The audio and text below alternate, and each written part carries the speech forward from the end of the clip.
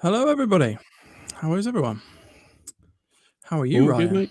Oh, I'm very well. And how are you? You good, Matt? Yeah, not too bad, mate. Not too bad. Been a bit of a manic couple of hours getting all set up, and yeah, so full of adrenaline at the moment. Yeah, well, it was my go last week, so now it's your turn. Luckily enough, I'm all set up with my new. Yeah, no, look, your little rig behind you looks really good, mate. Well done. Thank you. Yeah. So, what have been up to this week then? Any cooks? Anything fun?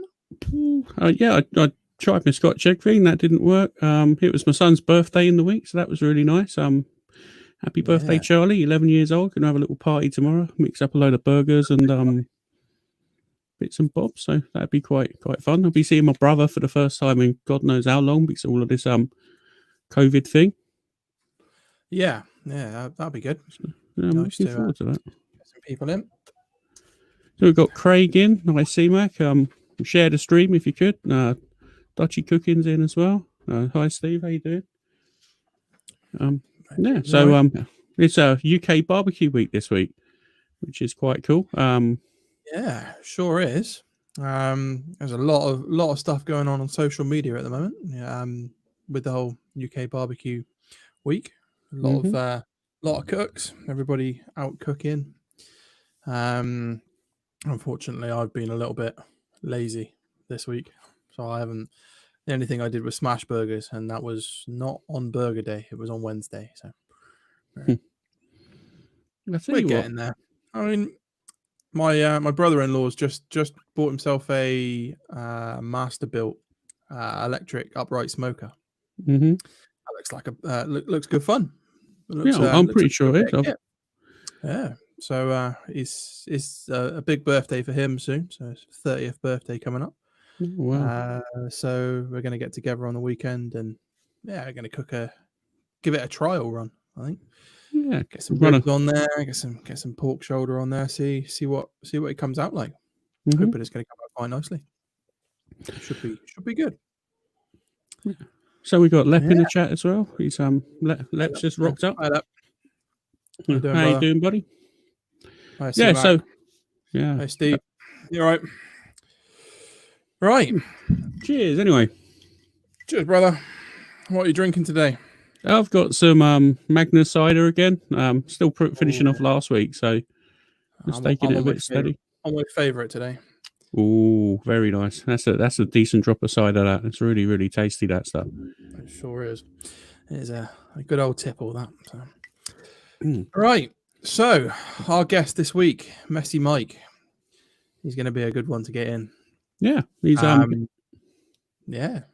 an interesting guy. He's ready to get going. So should we get him in? Yeah, let's get him in. Let's hear what he's got to say. Okay, here he comes. Hi, Mike. How you doing, Hey, mate? Mike. Hello, mates. Hey, he's like one of us. He's a God blimey, Governor. He's Cockney Mike. How are you doing? Oh, good. How you guys doing? Yeah, we're really good. Happy to have you on here, brother. Thanks for joining us. I'm looking forward to a good chat and hopefully finding some good stuff out about you. Yeah. So is ciders, like, are they popular over in the UK? More popular than beer? Not really. It's probably more of a, from where I am in the UK, the West Country, it's very popular. Okay. It's a good split. There's ales are really popular in the UK, aren't they? Like they're loads of different ales, really sort of popular. I'm sort of a craft ale guy, but I do like cider as well. Like it's a summer drink for me. I normally migrate between cider and real ale. So like in the summertime, I'll have cider. Winter time, because it's more of a dark beer and sort of tasty, I'll have an ale or a Guinness or something like that instead. So I just sort of yo backwards. Pint of Guinness, can you? No. Backwards and forwards between the two. Right, so let's get this show on the road then, Mike. Let's do it. Absolutely.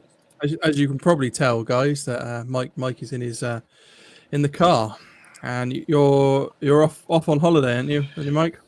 We're about to be off for holiday. Yes, we're trying to get off for holiday. So it's been a whirlwind today. If it weren't for a couple of bozos chatting to you from the UK, you'd be well on your way by now. Nope, not true. Oh, thank you very much. So just a relaxing holiday, or just what you're planning on doing? Relaxing. Just kind of just chilling out before the trailer gets here, and kind of shit hits the fan.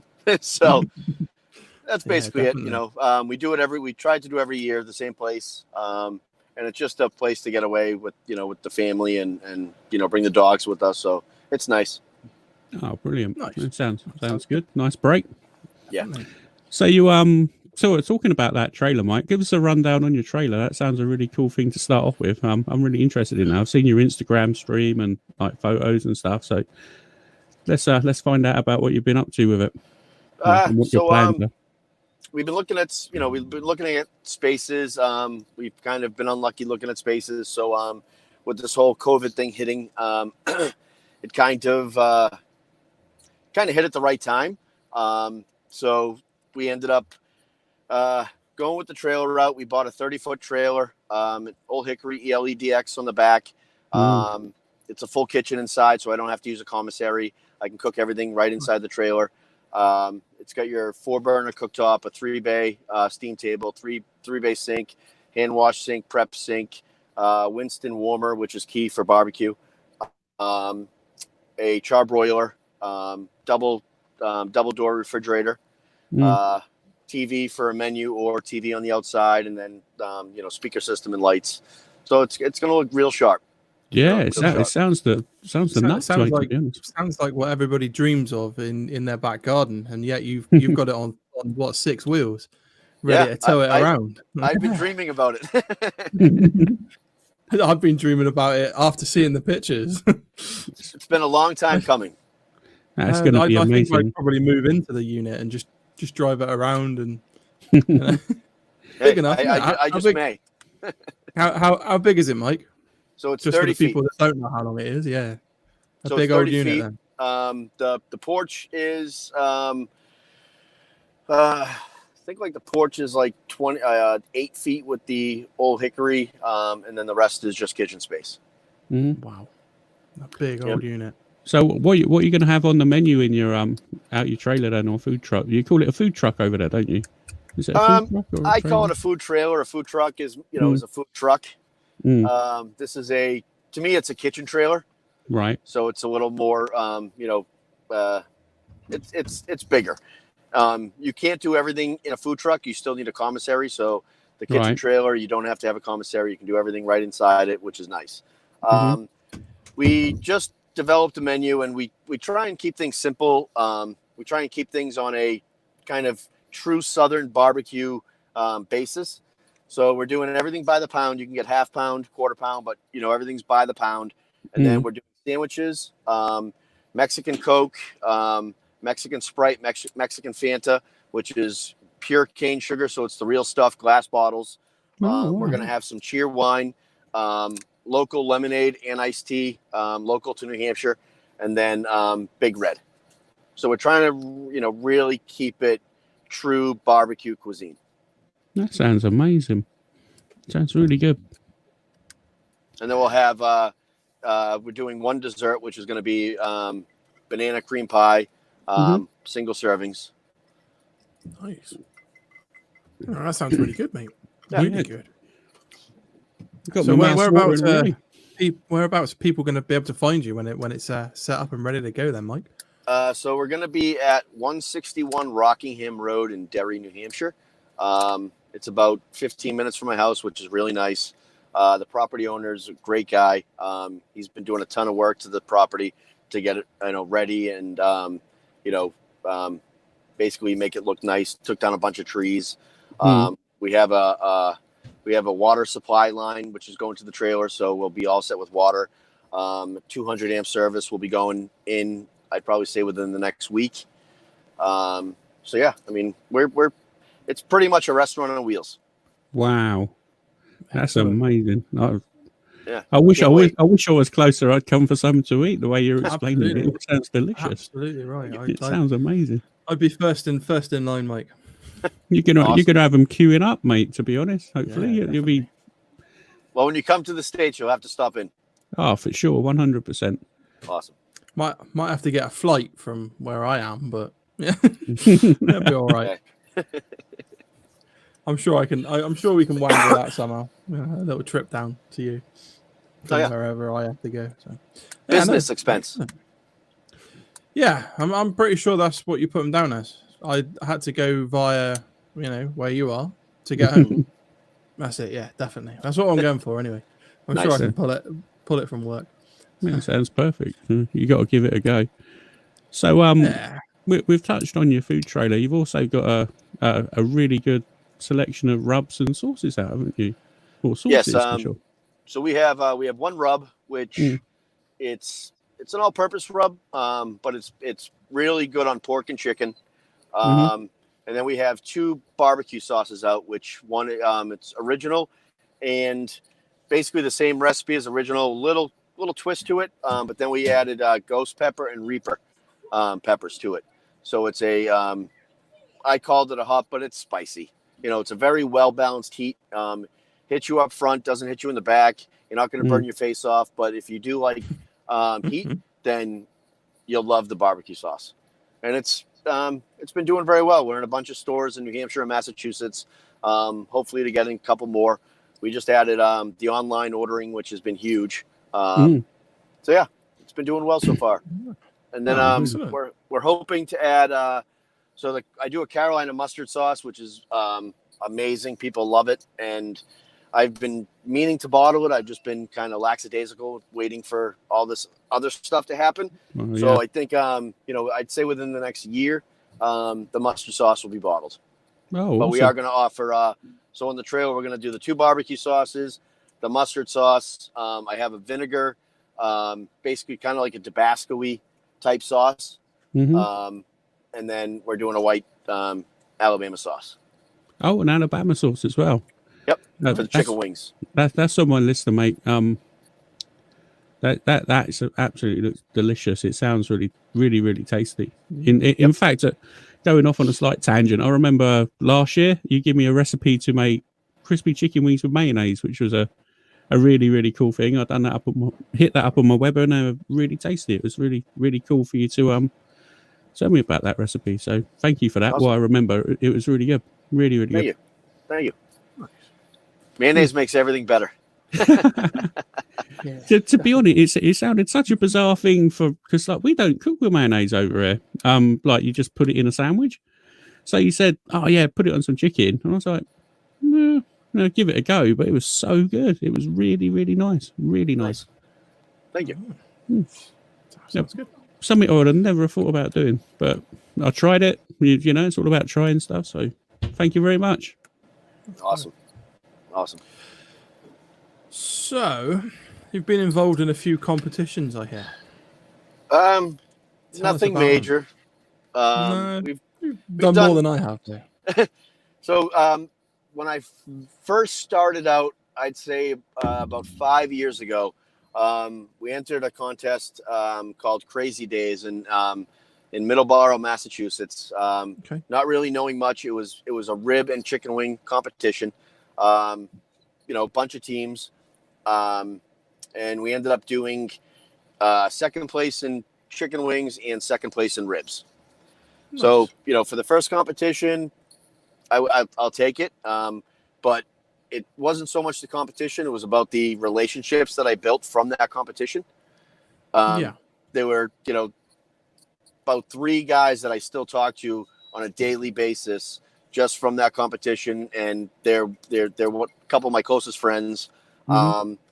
From there, when we moved up to New Hampshire, we found out about another competition at Smutty Nose Brewery, which is a local brewery in Hampton, New Hampshire, and they were having a rib cook-off. So you go there, you cook ribs. You can cook whatever you want, but they judge ribs, and then they also have People's Choice.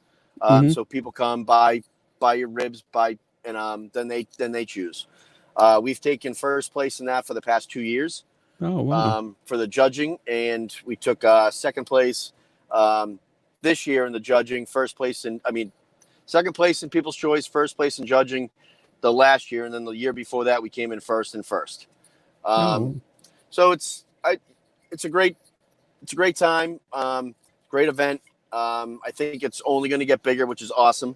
And then those are the only cooking competitions we've done. I've entered my sauces and some stuff. So in 2015, my spicy barbecue sauce, we entered it into the Awards of Excellence for the National Barbecue Association, which is sauces from all over the country.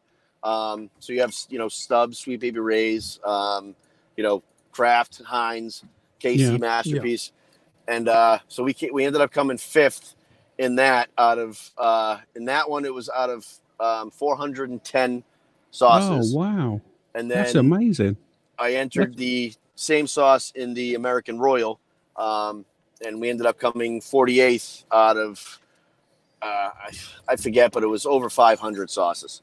Wow. So that's impressive. To be in the top 50 for the American Royal it was a great feeling. And that's what kind of, wanted me to do more sauces and just keep it going. I'm pretty sure anything I put on the table, they probably would have thrown in the bin. That's what I thought too.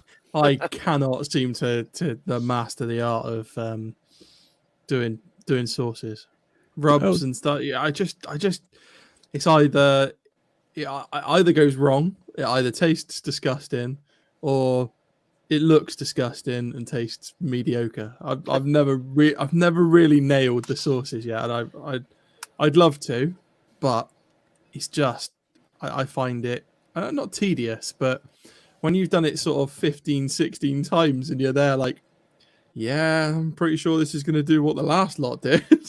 Oh yeah, and we've been there. I mean,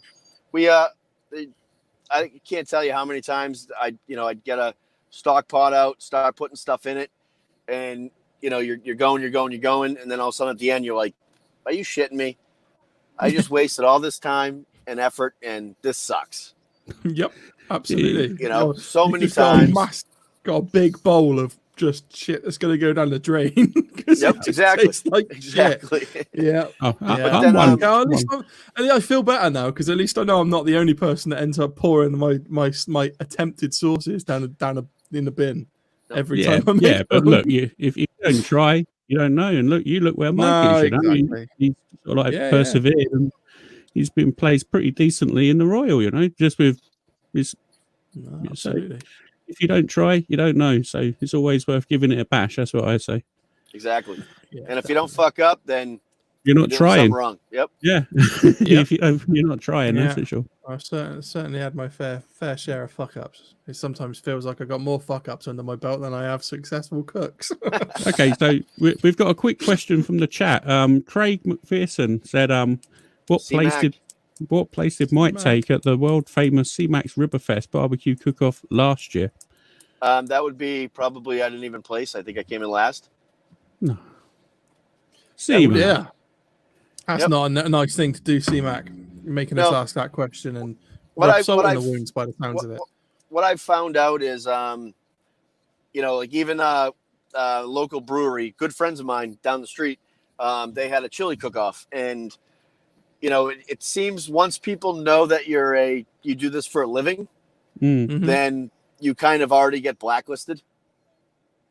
Oh, Right. You know, so we enter competitions that we feel like we should enter. I mean, C-Max Riverfest was probably one of the best parties, you know, I've been to, just with the people, you know, the food, but then even after just hanging out, it was a great time. mhm. It was a great time. Yeah. But I also came into it where I was, I think I got there probably like 20 minutes before the competition, Mhm. and, you know, cut everything and put everything out. So was I ready for it? Probably not. Or was I a little too cocky? Maybe. That's a fair enough then. So where else can we go? So what actually initially got you started into barbecue then? So I'm a master electrician by trade. Still hold a license. Worked for my dad for a while. And then just kind of, you know, sitting next to my father in the next office. I was living with my father at the time, and it was kind of just getting, you know, too much father. So, I kind of just wanted to do something else. And I cook stuff on a gas grill. We do wings, we do ribs, stuff like that. And then people started saying, you know, oh, you should do this. You should, you know, get this out to more people. And yeah, whatever. You know, kind of just put it on the back burner. But my wife, she was the one that actually kind of kicked me in the ass, and she sent me to San Marcos, Texas, for my first National Barbecue Association conference. And went by myself. Very intimidating because I really knew nothing about barbecue. I was going there to learn, but you have Malcolm Reed, you have Mo, you have Tuffy, you know, Myron.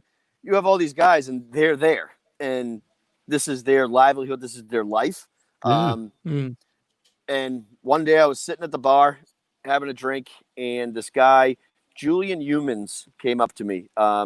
He's a gentleman from California. He's a almond farmer. He's farmer for Blue Diamond Almond. Okay. So he's been coming to these forever. You know, he's got a wicked deep Southern accent. And when he saw the back of my shirt and it said Messy Mike's, I just heard from behind me, Messy Mike.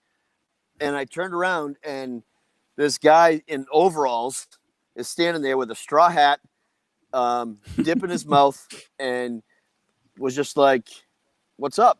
And kind of sat next to me. We started talking, and then Steve Coddington, Bubba Coddington, and John Sweeney, who are very well known in the barbecue community as well. Steve Coddington actually that year ended up winning Barbecue Man of the Year. Oh, so wow.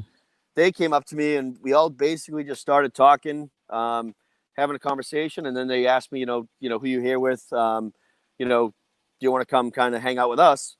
So hung out with them, walked around, and, you know, they brought me to all the big wigs that you see on TV. We went in the trailers, we hung out with them. We had some moonshine, we had some cocktails.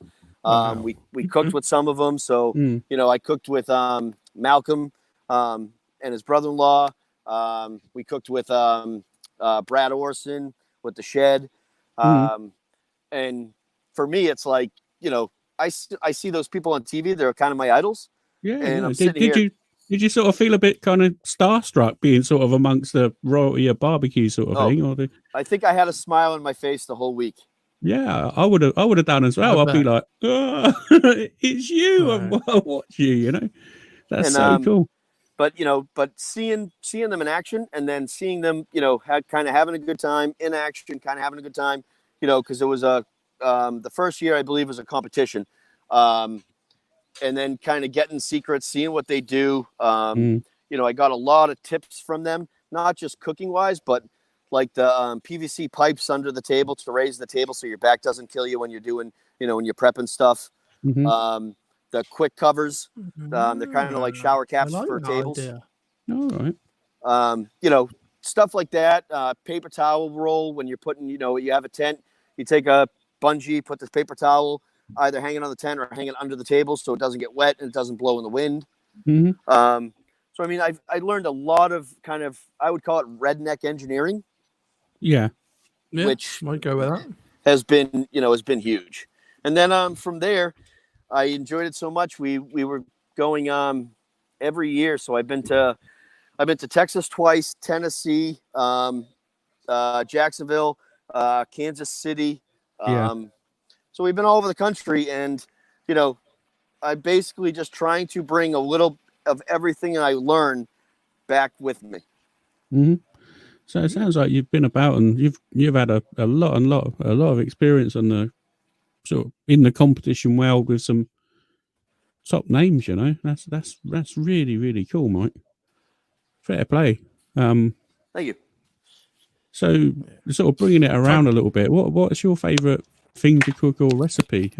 Just before that, we've got a question that's popped up in the chat from Russell from the Rusty Barbecue Co. in the UK.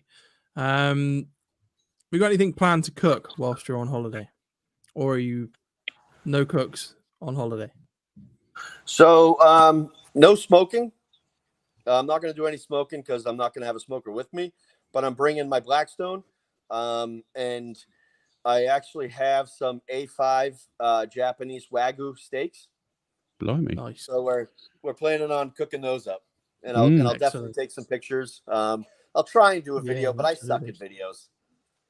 Yeah, videos. Sometimes I still haven't christened my my YouTube channel with videos yet. I thought pictures are much easier. 100%. Videos I'm not good with. Lep's just said Blackstoners. Yeah. The diehard Blackstoner Lep. Yeah, sorry, I completely sidetracked that with that question, but I had to answer it. So. Back to you, Ryan. Sorry. Carry on. Yeah, so you've thrown me a bit there. So where are we going? Sorry, mate. So you've got a new podcast coming out soon. Would you like to give us a bit of information coming out about that? Give us some little tidbits. So yeah, so we have a new podcast coming out. It's going to be on Mondays at 8:00, 8 p.m. Eastern Standard Time, and it's called Barbecue Happy Hour, the podcast, and it's basically just having a good time, having a happy hour, have a cocktail, talk about a little barbecue, but mostly kind of getting to know the guests and kind of asking them questions that not related to barbecue, but people want to know. Yeah. So it's basically just anything goes. We're gonna have some spirit companies, barbecue guys, brewers. So it's gonna be kind of all over the place, but I think it'll be a good time. Yeah, it sounds perfect. To be honest, it's on a similar sort of what's that? Pickles has just said, "What's your favourite thing to cook?" Nope. Okay.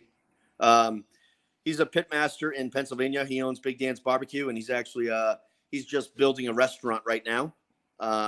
So we're both kind of in the same process, except he's building a restaurant, I'm getting a trailer, and then we'll do the podcast on Mondays because we'll both have it off, which works out well. And then we'll be doing it. I'll be doing it from the trailer, and he'll be doing it from the restaurant. So it should be a good time. Yeah, perfect. So, Charlie Pickles has said, what's your favorite actual food to cook, whether it's barbecue or anything? What's your favorite meal? My favorite meal, I would say, I'd probably say a good pizza. Pizza or steaks. Okay. I mean, I love steak, but I love pizza too. I mean, there's just some days where I'm just craving a good pizza. So, here we go then. So, are you a thick base, a thin base? What kind of guy are you? I'm more of a bar pizza type guy. I like a crispy crust, crispy skin, crispy, thin crust. But yeah, more of a bar pizza guy. Thick crust is too thick. And then it's also all over the place. So if you go to one place, it's different. It's, a lot thicker than the other place. Yeah, I'm a thin pizza guy as well, personally. It's more of a traditional type thing. But if you put pulled pork, unanimous with the people that have asked, come on and said pizza. It's all been thin so far, isn't it? Pulled pork, caramelized onion, and barbecue sauce, unbelievable pizza. I've not tried that, but I'd certainly be very open to it. I must admit, it sounds perfect. Two of my favourite things: pizza and pulled pork. God. That's a good pizza right there, Mike. I like that. Yep. So Charlie said, "Oh, carry on." I was just reading through the chat. Charlie said, "What do you think about the Barbecue Hall of Fame?" Which is a interesting question. So this year's Hall of Fame, I think they did well. I've seen who's in the Hall of Fame. I think they did a great job picking them, but I guess that's all I can say with no notes in front of me. Yeah. So when we were in Tennessee, we were sitting around a table, and my wife was there, and Kent Black from Black's Barbecue was there, and we were hanging out, and Leanne Whippen came to the table and just hung out. I had no clue who she was. Pretty lady, didn't know who the hell she was. And Kent Black kind of told my wife, "Don't say anything, sit back and just let her talk." And I had a sample of my rub on the table, my Messy Mike's rub. So she grabbed it and she's looking at it, and she opens it up. She tastes it. She tasted it again. She tasted it again. Yeah. And she was like, "This is absolutely amazing. Wow. Whose is this?" And so Kent, nudged my wife. And so that's when Katie was like, "Oh, it's his. It's Messy Mike's." And the only criticism she gave was it was too fine. So it had to be, it was too, yes. So it has to be coarser. Okay. And, when I heard that, and then I found out who she was, and I saw her on TV and stuff like that, I mean, I was absolutely floored. And again, I had another smile on my face. Definitely. Yeah, cheers to you, brother. That's some high praise indeed you got there, mate. That's amazing. But the guys that are in the Hall of Fame, I mean, they deserve it. They worked for it. And that's basically my goal is to get on diners, drive-ins, and dives. That's my ultimate goal. I love making people happy with my food. I love hearing thank you. I love seeing people's reactions. But my ultimate goal is to get on diners, drive-ins, and dives. And, once I do that, I know that I did something. I don't have an ego. I don't think I'm the best. I put out a damn good product. But until I hit my marks, I'm just another barbecue guy. Well, you're good to have aspirations, and you've certainly got some there, Mike. So yeah, definitely. Good luck to you, brother. Yeah, definitely. For sure, 100%. Power Power to you, mate. I really hope it goes well. I'm sure it will. With you can't fail. You got an attitude where you're going to do stuff, and I'm sure you're going to be successful in everything you do. And I hope you will be.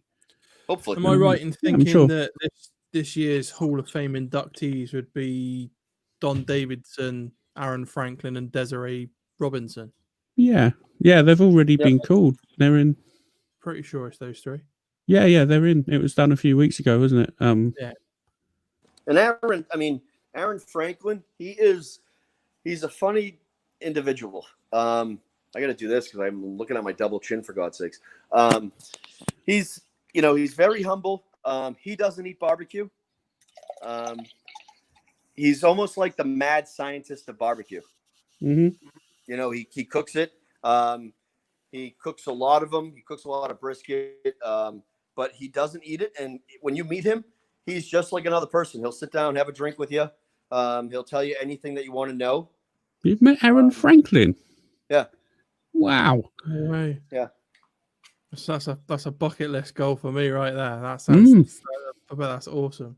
Well, that's why I'm a firm believer of the National Barbecue Association. So the NBBQA has helped me out big time with the people that I've met, the stuff I've learned.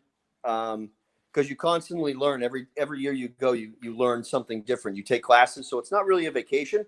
You get there on Tuesday, Wednesday's kind of mingle time, but then Thursday, Friday is just classes from 8 a.m. to 5 p.m. So I guess you're continuously taking notes and looking for tips and And then afterwards you're drinking with Myron Mixon, and he's telling stories, and Tuffy and Mo and Robert Sierra. I mean, they're all just really good people. And if you're part of the association, if you're in the club, then, they'll take care of you. Yeah. Well, it's like anything, isn't it? Well, the whole barbecue sort of family. I know we're in the UK, but I feel sort of attached to it in America. And so it's a global thing nowadays, It's not just your local people to you. It's like, you're in America, we're having a chat on the internet about barbecue. So, and all the stuff you've been up to, it's amazing. It's really, really cool. And the whole, big divide of water doesn't really sort of affect it anymore. The sort of the development of the technology nowadays. We, like what Ryan said, we can talk about barbecue, and because now now Australia. Like Australia, they're getting, they've been barbecue, but now, you see a lot of people going there on a regular basis. There's SCA events, there's competitions there now.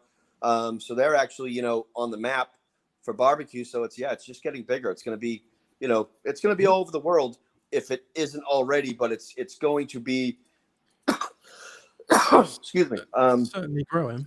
It's popular. And then with the whole SCA thing, the steak cook-offs, that was a no-brainer to add that to the, National Barbecue Association partnership, just because they're fast, they're fun. You don't have to spend all week to get prepared for it. You cook, two steaks, then you're done. No, I think in most places SCA events are probably going to take over KCBS because the cost is lower. As you say, it's a 1-day commitment, so you're in and out. Yep. It's a no-brainer. Why would you not do that? Why would you sit around for hours on end waiting for your meat to cook when you just sit there, bang a couple of steaks out, low entrance fee, and relative to what you're spending out, you can win a fair bit of money back as well. So, yep. I'm pretty sure the money you must pay out for KCBS events versus what you actually win, you're probably not going to come out on top often unless you're getting big calls. You don't make money in any competitions unless you're winning them all the time. You're doing competitions for the camaraderie, for the for the thrill, and then if you win and you get trophies, that's what you're doing. That's what you're doing it for. You're doing it for the trophies, and even if they're a plastic trophy, it's something that you can hang in your establishment. You can hang in your room. Now you have kind of a backing. So if you want to write books, stuff like that, you have the backing for that stuff. No, definitely. Because most of the time, even if you win, you still lose. Because you're still buying the meat, which is costing, if it's Snake River Farms or, just different types of meat, Wagyu, you're spending a lot of money. So even if you win, you're probably still going to come out on the low end. And then your weekend, if you have guys with you, who knows if, most competition teams, you're not paying anybody. You're paying probably just probably for limit them beer, I to, should win. exactly. Yep. Beer and food. Yeah. So am I right in thinking at Riverfest you cooked a whole hog this year? Was that this year? Oh yeah, the virtual Riverfest you done earlier on. So, cooked a whole hog. Yeah, so it wasn't a whole hog. So the virtual Riverfest, we ended up. I wanted to do kind of something spectacular, I would say, or picturesque. Definitely looked it. So we did it was a 75-pound pig. We did some big beef ribs. We did some St. Louis. We did pulled pork. We did chicken wings. So I was trying to do a bit of everything because the theme was Texas. So, in Texas, go big or go home. So that was my motto, not just, doing ribeyes or big beef ribs or brisket. I kind of just wanted to do as much as I could to kind of fit on a table to make it look nice. So that's what we ended up doing. It looked really, really cool. Thank you. Yeah, it did. I was well impressed by that. Yeah. So I guess just a question about cooking whole pigs.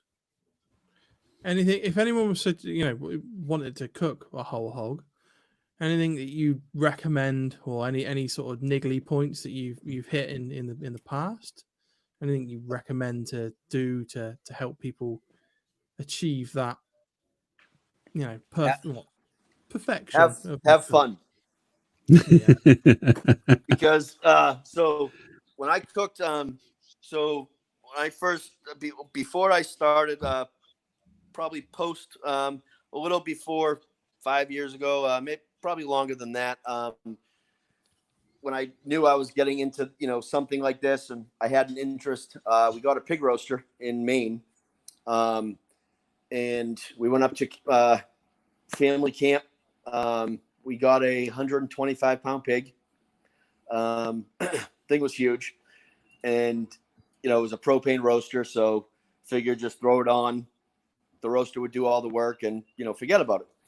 Well, we threw it on, and everyone's like, "Oh, I'll stay up all night. Let's stay up all night. Let's have an all-nighter. Let's drink beers." Well, the beers kind of got in the way, and people started sleeping, and people started disappearing. Well, a couple of the guys that were near the roaster, don't know if they smelled it or if they saw it, but the whole roaster was caught on fire. Oh, no. So the pig was on fire, the roaster was on fire, and we were in the woods, so all the pine needles and stuff, those caught on fire. Oh, so wow. It was kind of a shit show and very nerve-wracking. But it wasn't for anything special. It was just for us to just kind of have a good time and see if we could do it. So we kind of scubbied around, threw water in the ground, opened the roaster. Yeah, it was still on fire. Wow. Grabbed snow shovels. So I think 3 of us grabbed snow shovels and just scooped it right under the pig and yanked it off and just kind of put it on the table for a minute, let the fire die down, scrape the stuff off. Good God. Stop from shaking because we were scared shitless. Yeah, I can imagine. In the middle of the fucking woods with a pig on fire. And then we put it back on, closed the lid again, made sure the temps were lower. But I mean, the presentation might have not been that pretty, but the pig actually turned out really good. Wow. So I would just say, I would say have fun. Always go by your temps. Constantly spray it with any mixture you want to do or baste it. Because if you're going for color, you want to get that nice mahogany color. That's what the spraying does, or the basting. And just have fun, because that's what I mean. Pig roast is. I know barbecue brings people together, but a pig roast actually brings people together. During the cooking process, during the presentation. They take pictures. When you're cutting it up, pulling it apart, whatever, or you're serving it right out of the pig. People want to always, keep asking questions. They want the ear, they want the eye, they want the, snout. So it's a really, it's a great time. It's a great experience. Well, Charlie just chucked another question in. He said, what's your favorite style of actually cooking a pig, running or on its back? So I presume when you open it up like a bowl and sort of, blimey, and I'll do the ones that are on the back, and you'll trim up, you'll slice the ribs out, and then you'll place the ribs on top. But you really can't do that unless it's a whole hog, because the ribs aren't really worth it. Unless you have over 100, I'd say probably over 120, 25 pound pig. So if I'm doing like 75, 80 pounds or so, when I do pig roasts, and I have, say there's 200 people at a pig roast, I'm not going to do 100-pound hog, or larger, because one, the meat tends to be drier and it takes a longer time. So I'll do two. I'll usually do two like 80 pounders. The presentation's a lot better. And they cook faster.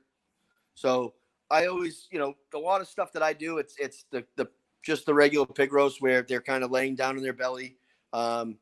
You put the apple in his mouth, or sometimes a banana, or sometimes something totally different, whatever the customer wants. And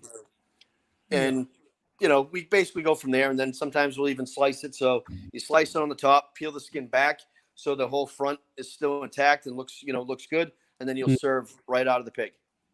Oh, wow. Nice. That must be amazing to sort of like a real sort of spectacle to see. Like you rock up and have your dinner and someone's serving it actually out the animal. Yeah, because when we usually present it, we're presenting it with you got your garnish, you got your your kale, your bib lettuce, whatever type of green you want, and then you got your depending on the season, you got peppers, you got watermelon, pineapple. So the whole presentation process is what people want to see. And it does look sharp. Yeah, what I saw, it was amazing. I was going to say, in the UK, when we do that kind of hog roast type thing, we serve it with some stuffing and some apple sauce. What do you guys serve it with? Bar the watermelon, the pineapple, and the greenery that you just said. Do you use any condiments with it? What sort of things would you normally dish it up with? So when I do a pig roast, I usually there's times where I'll stuff it with different types of fruits, oranges. I'll do apples because I'm using apple wood. We'll do sometimes we'll do pineapples. Sometimes we'll even cut bananas just to kind of be stupid. Most of the time I just do it as is. I try and get as much rub on the inside as possible. I rub the outside with salt to kind of dehydrate, and once it gets to the smoking process, the salt shrinks the skin. So that's how the crap, isn't it? I don't use any gadgets. I don't use any I use the only thermometer I have is a Thermapen instant read thermometer. So I really go by feel and look on everything. I don't have something going on my phone and saying it's almost ready. That's pretty cool, especially on a beast like that. It's you and the pit and a Thermapen. That's pretty much as. Yep. To me, it's like it's a competition against myself. You have everything I do is always for customers, and I do parties from 100 people to 3,000 people, and it's always okay. What do I have to do to get the whatever I'm cooking on time? What time do people want to eat? How much time do you have to prepare stuff? So it's always a competition, and I'm always challenging myself to, get the product and kind of just, get everything ready for that time. And that's all it is to me. Wow. Question from the chat. They asked whether you wrap or you don't wrap pork, ribs, brisket, you a rapper or you're not a rapper? So, hold on 1 second. So now that I'm not driving yet, I got to get a beer, which is called Straight Outta Quarantine from Pipe Dream. Yeah. Excellent. Awesome. Cheers, Awesome. brother. Cheers. Cheers. So I'm a competition cook. Meaning I cook till stuff stops getting smoked, which is usually anywhere between. Some people say 145, some people say 160, 165. But if I have time, I'll wrap. But again, it's all in the matter of how much time you have. I mean, there's some parties where I've cooked ribs in 3.5 hours. There's some parties where I've cooked ribs in 4.5, 5 hours. So if I have time and I can do it, I'll wrap. Right now, I use an Old Hickory CTO for all my overnight cooks. So Yeah. I'm not wrapping that stuff. The stuff comes out perfect anyway. So unless I'm doing a competition or something, then I'll wrap it. But I've been there, done that. I've had many nights without sleep because I've been cooking on the Meadow Creek TS250, which is a offset. And it's just right now it's what's more important. And my product comes out great. And when it's done, I'll wrap it and then I'll let it rest. But the ribs are probably the only thing I wrap now. Just because I can, and they don't take that. I'm not putting them in overnight and then staying up all night. Oh, that's fair. So I'll show you the smokers. Out to the pits. There they are. Wow. So this is this guy right here. So that's a chicken cooker, which is freaking amazing. The thing cooks chicken, unbelievable. It's got a rotisserie rack in it. And then that's the Meadow Creek TS250. Basically, it can hold 250 pounds of meat. I think I've had probably more than that on it. But this is the very first cooker that I ever learned how to cook on. Cool. So that is. I learned on a Brinkman. Part of the family, Mike. I've never ever in my life used a Weber kettle. I've never used a Smoky Mountain. I've never used an Oklahoma Joe. I just know how to cook on the big stuff. So, yeah. And then I got this in here. So that's the Meadow Creek. Mm. I mean, that's I the love Hickory, I sorry, love the look of them things. So open it up. And it's a bit of kit, that, isn't it? It's so cool. So cool. And it freaking smells amazing every time I open it up. Yeah, I bet. And I got my American flag right there. Yeah, fair play. So yeah, I mean, so that's that's what's crazy where people say take it slow, learn on this, and then graduate. I've never had the opportunity. I want to buy a Weber kettle right now. But again, I've never cooked on one, so I don't even know if I know how to cook on one. I have to probably have practice. But you give me one of these smokers, and I'll cook all day long on it. It's like one extreme to the other, I suppose, isn't it? You're there running a competition rig, and then you've got the Weber kettle, which is arguably like the backyard guy's go-to grill, isn't it? Really? Yeah. And I'd love to get one, and I probably will get one in the next couple of weeks. But again, that'll probably be a learning, a process and learning because, I can cook anything on big smokers. But the little guys, I don't know. So it'd have to be, fire management, wood, how much wood, what type of wood, and go from there, So I can't say that I would be awesome on a kettle grill because I've never used one. I mean, I've just I've just obtained the new and now my mind's gone blank. I've just obtained the new Weber Premier Master Touch. There you go. Words evaded me. And I was using just a normal 57 Weber kettle. And it's a completely different ball game. I mean, the new one gets hotter so much quicker than the old one does. And it holds the temp so much more. So it's like a massive learning curve just jumping between those two. But yeah, I mean, I guess a completely different kettle of fish from, an offset smoker to going to like a Weber kettle that it's designed to do completely different thing, or is designed to do this similar thing in a completely different way. Mm. So yeah, I mean, definitely, is even though I have two Webers, there's a huge difference between both of them. So one, I can literally just fire up and just go straight to it and use. The new one, no, I just burning stuff left, right, and center. It just gets so hot so quick.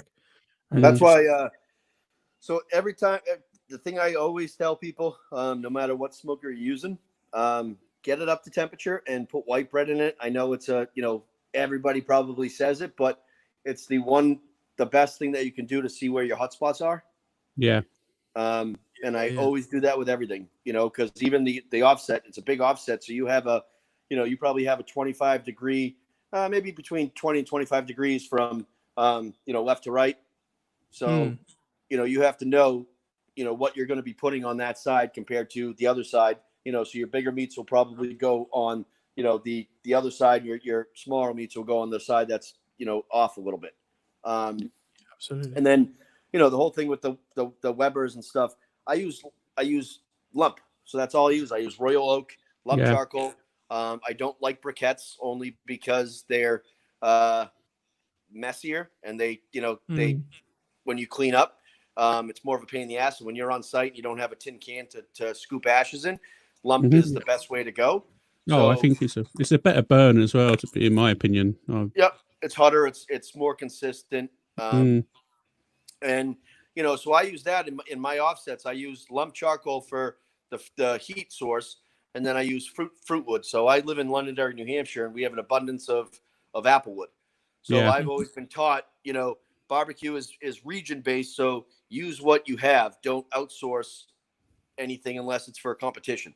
So I have a ton of applewood where I live. I get it at a great price, and that's what I use.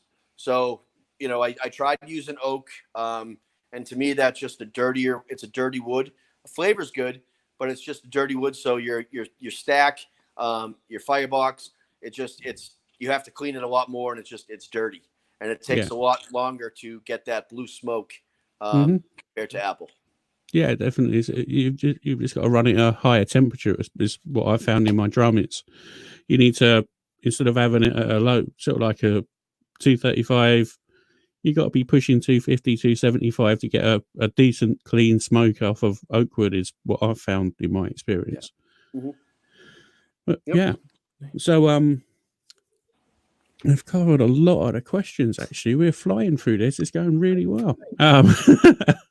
We've actually aced all the questions in record time, Ryan. Yeah. We've actually got to that point. I think we knew that that Mike was obviously packed, ready to go on holiday, and that we were